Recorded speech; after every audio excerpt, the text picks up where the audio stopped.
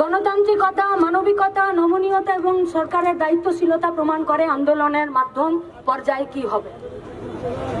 দীর্ঘদিন ধরে পশ্চিমবঙ্গের কলেজ ক্যাম্পাসে, ইউনিভার্সিটিতে, স্কুল পরিচালন সমিতিতে নির্বাচন নেই। কেন নেই কেউ জানে না, অজ্ঞাত কারণ, किसी को नहीं पता।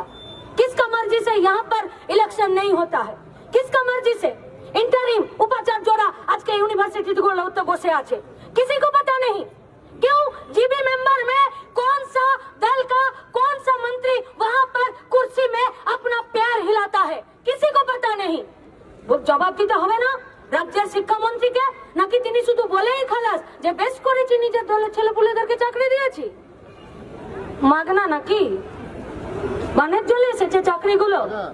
দিন রাত তৃণমূলের দলের ছেলেপুলেদেরকে চাকরি কেউ মানা করেছে কি? কিন্তু তার আগে তো দুটো শব্দ বসাতে হবে যে বেশ করেছি নিজের দলের ছেলেপুলেদেরকে চাকরি দিয়েছি, যোগ্যতার নিরিখে চাকরি দিয়েছি। প্যান্টের পিছনটা হলুদ হয়ে যাচ্ছে, যোগ্যতার নিরিখে শব্দটা বলতে পারছে না এ রাজ্যের সরকার।